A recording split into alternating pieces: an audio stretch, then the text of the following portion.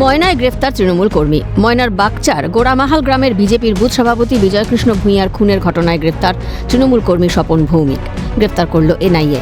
পশ্চিম মেদিনীপুর জেলার সবং থানার 10 গ্রাম থেকে গ্রেফতার। উল্লেখ্য, 2023 সালের 1 মে বাড়ি থেকে তুলে নিয়ে গিয়ে খুন করার অভিযোগ ওঠে দুষ্কৃতীদের বিরুদ্ধে। সেই ঘটনায় মৃত বিজয়কৃষ্ণ ভূঁইয়ার পরিবারের সদস্যরা কলকাতা হাইকোর্টে এনআইএ তদন্তের দাবি জানায়। কলকাতা হাইকোর্ট এনআইএ তদন্তের নির্দেশ দেয়। এনআইএ তদন্তকারী দল একাধিক ব্যক্তিকে গ্রেফতার করে। তদন্তের নামে বেছে বেছে তৃণমূল নেতাদেরই গ্রেফতার করা হয়েছে বলে অভিযোগ তৃণমূলের। এর যে 1-1.5 বছর হয়ে গেল, এখনো তারা ওখানে ইন্সপেকশন কমপ্লিট করে চার্জশিট দেয়নি। এইটা শুধুমাত্র ভোটের দিকে লক্ষ্য করে, 26-এর বিধানসভার দিকে লক্ষ্য রেখে তারা এটা দিচ্ছে না। তারা শুধু মাঝে মাঝে আসছে, যখনই আমাদের লোকেরা একটু, তৃণমূলের লোকেরা একটু পলিটিক্যাল অ্যাক্টিভিটিজ করতে যাচ্ছে, তখনই তাকে ভয় দেখানোর জন্য এসে ধাক্কা দিচ্ছে, ভয় দেখাচ্ছে বা কাউকে তুলে নিয়ে যাচ্ছে।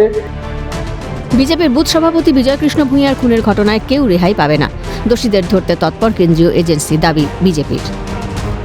দীর্ঘদিন উনি লুকিয়েছিলেন, কিন্তু এনআইএ সেন্ট্রাল এজেন্সি তারা তাদের তদন্ত সাপেক্ষে এই স্বপন ভৌমিককে পশ্চিম মেদিনীপুরে 10 গ্রাম থেকে, ওনার মেয়ের বাড়ি থেকে সন্ধে নাগাদ অ্যারেস্ট করেছে।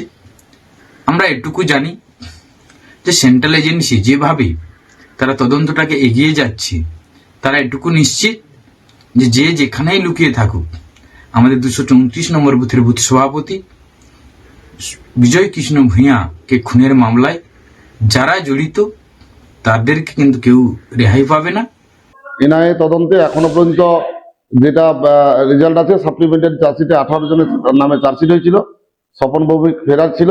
হ্যাঁ, উনি লুকিয়েছিলেন এবং সেই এলাকা থেকে গ্রেপ্তার করেছে। এবং ওটা হচ্ছে আমাদের মন্ত্রী মানস ভূঁইয়ার এলাকা। সেই এলাকায় যেমন জঙ্গিরা লুকিয়ে থাকেন, উনি তাকে লুকিয়ে রেখেছিলেন, কিন্তু এনআইএ তাকে খুঁজে বের করেছে। এখন সাপ্লিমেন্টারি চার্জশিটে যে 18 জনের রয়েছে, তার মধ্যে এখনো আরো একজন পলাতক, কমল খুটিয়া বলে। এনআইএ তা তদন্ত চালাচ্ছে এবং বাকি যারা থাকুক না কেন তারা গ্রেপ্তার হবে এবং ফাইনাল চার্জশিটে আরো বেশ কিছু তাবড় নেতৃত্ব এই কেসে অ্যারেস্ট হবে। বিচার ছিনিয়ে নিতে হয়তো হাঁটতে হবে আরও পথ। তবু লড়াই ছাড়ছেন না পূর্ব মেদিনীপুর ময়নার বাগচার নিহত বিজেপি বুথ সভাপতি বিজয়কৃষ্ণের পরিবার। জাহাঙ্গীর বাদশার রিপোর্ট, ক্যালকাটা নিউজ।